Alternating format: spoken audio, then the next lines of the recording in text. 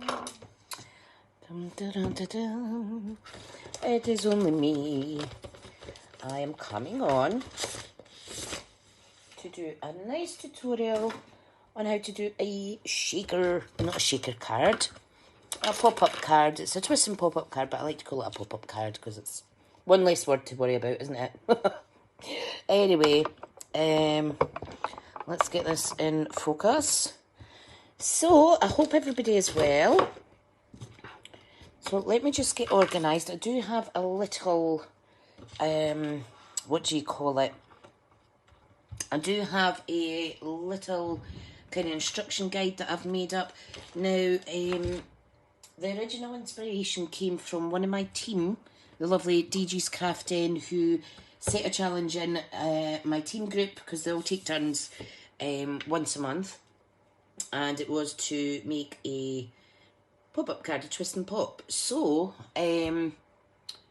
the inspiration initially came from a lady called Beccy's Place, if you want to go and look her up.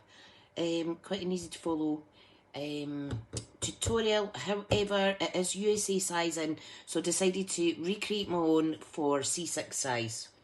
So, this is what we're going to do. So, here's the one I made earlier.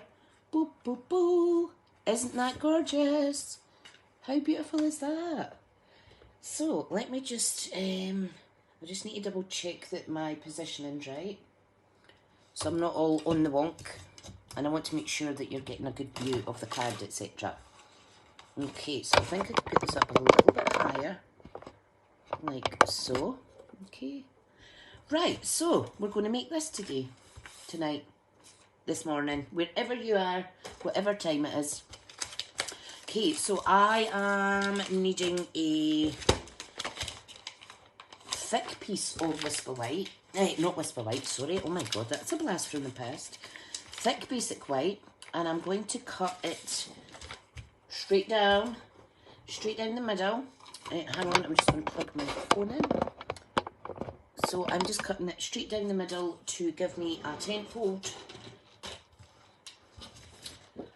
Okay, so we want 4.1, which is 4 1/8 of an inch. Okay, pop that to the side. We are going to fold it up like so. Yeah. Just use your bone folder. This is thick, so you might want to crease it with the scoring tool first. It's up to you. Okay, now what we need is, so let me explain. I have my little pro forma here somewhere, she says. I did have it here. Yep, here it's here. So I did a live on this earlier, but I got a little bit flustered because I forgot how to do one bit, and then I thought I was doing it wrong, and I wasn't doing it wrong. It was just I was doing it differently from other people had done it. So I thought I'll come back on and do it a little bit better. It also had to adjust measurement further for this. So, okay, so what we need for the twist and pop section is a bit of card that measures 8 by 3 inches, okay? So I want my black cardstock now. And it's right beside you, Tricia. I hope everyone's well this evening. Oh, it's been a funny old day today, folks.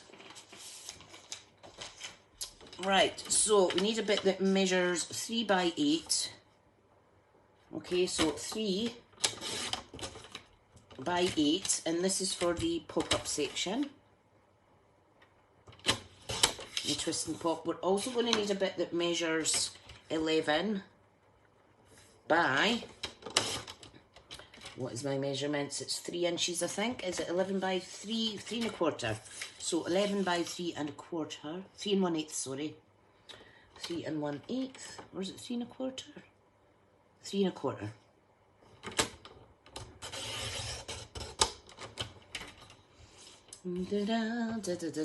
Let me just check my measurements.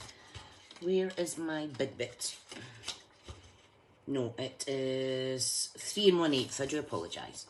So 11 by 3 1/8. So I was right the first time. Okay. So we're also going to need some black for the matte layers. So front of the card, inside of the card, and inside of the card.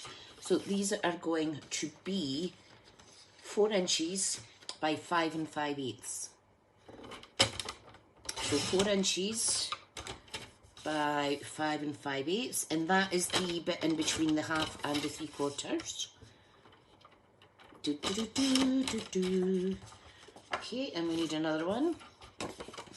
So 5 5/8, like so, by 4.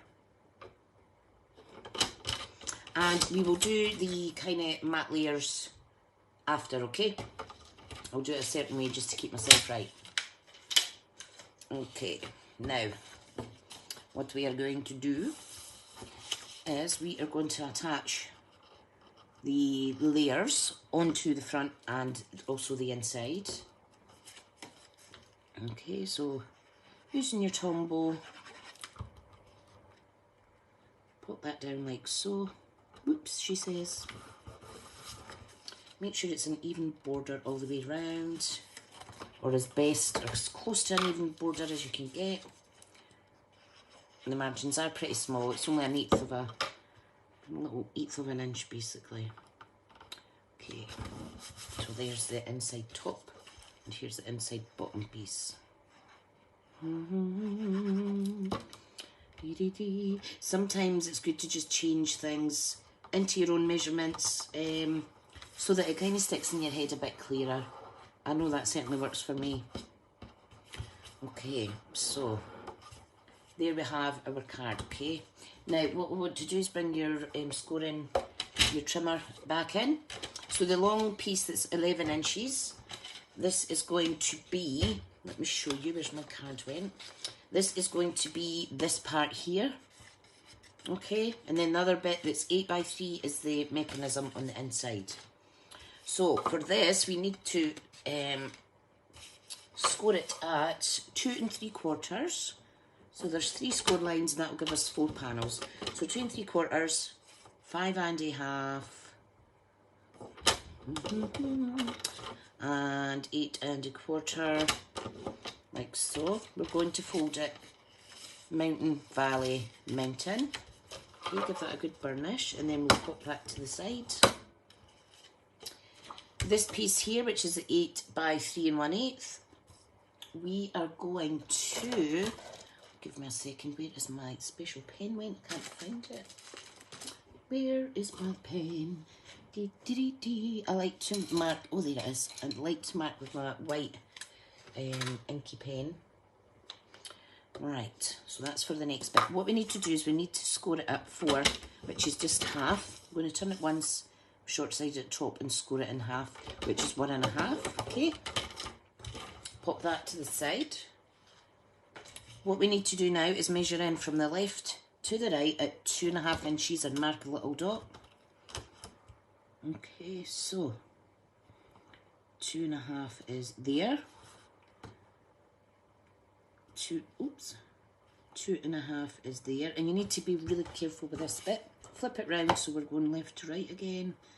2 1/2 is there, because we need it to be pretty much identical, and 2 1/2 is there.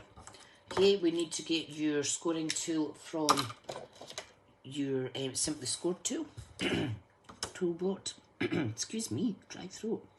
And we're going to put our scorer on the dot.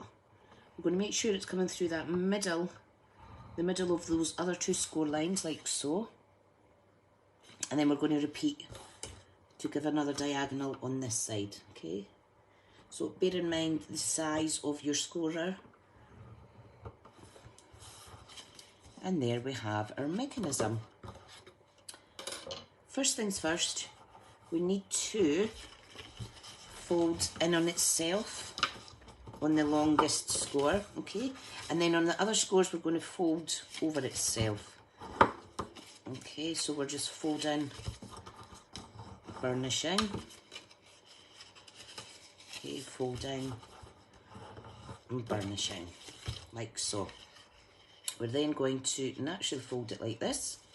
Okay, so it looks like a little rocket or a little arrow. Okay, now we need to burnish that good and proper. Good and proper. And then we're ready to stick this in our card. Now, I find this is one of the easier ways to do it. Okay, so what we need to do is we're going to add glue onto one of the triangle sections. Okay, and we're going to butt it up to just under the score line, okay? Just under that card fold. All right, then what we need to do is we need to add the glue on the top one, like so. Oops, a little bit of spillage there. And then we're going to close the card on top. Now we need to give that a little bit of time to take. We really need it to be pretty much dry before we open that up. So I'll just chat to myself. Ta-da! You see that? Do. Love it.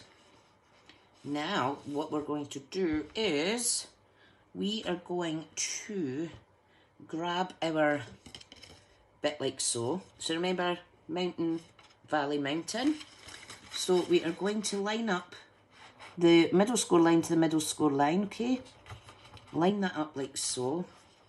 I'm going to bring this in, tuck it under itself, that little flap, and we're going to add glue on the top panel, okay? So again, just line it up, make sure that it's straight. On the left side, we're going to tuck that under, and we're going to put glue on the bottom panel here. You see how it just makes a small square, like so. Gently lift up and pop that bit down as well, like so. Right, now we really need to give this time to dry. I know it looks a little bit squinty now, but once it shuts, it will be absolutely fine. So while that's drying, I am going to do 4 panels for on here. Okay, now these I need to measure. So, oops, catching my what do you call it, my charger there. Right, these need to measure 3 by 2 3/8, 2 5/8, sorry. We need 4 of them. So I'm just going to cut up the 3-inch line, and it's 2 5/8, so the one between half and 3/4. And you might need to just adjust it ever so slightly once you're once you've got your panels cut. Depends how even you've cut them. Okay, now this is going to come up. So watch this. We are going to manipulate this so that it folds in. Look at that. Can you see that? Ta-da! I want to give it a good varnish. So this is the top. Ta-da! And then it closes like so. And it stands up really nice as well. Okay, so let's stick these bits on. So let me push that down slightly.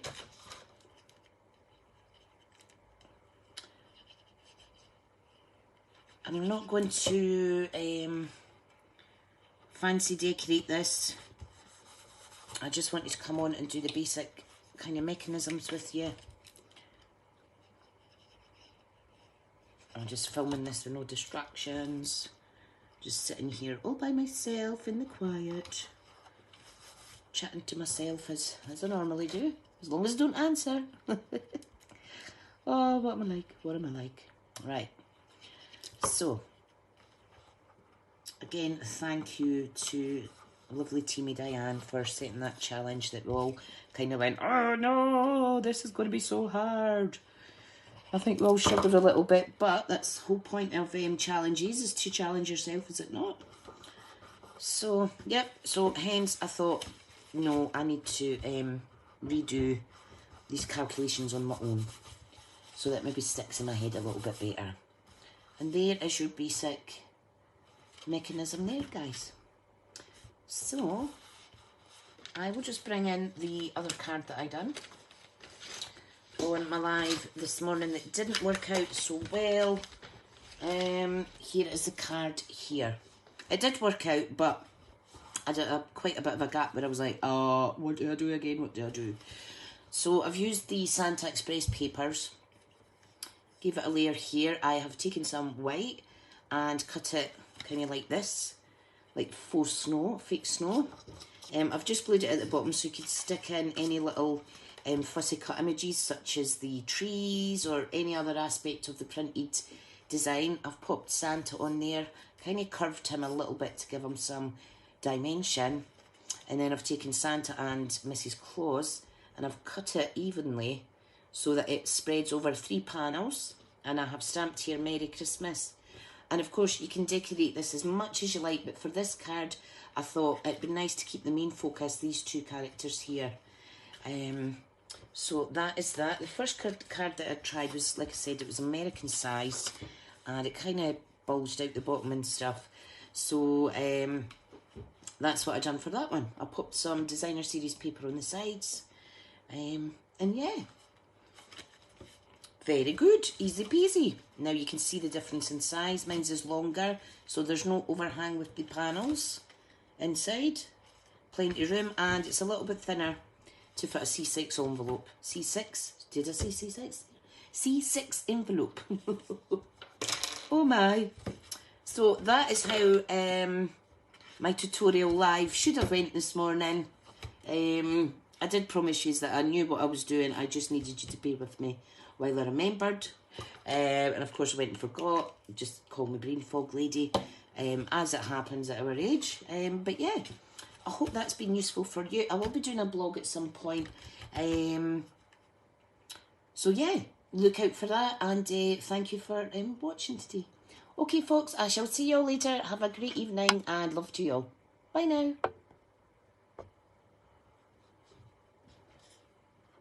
Ta-da!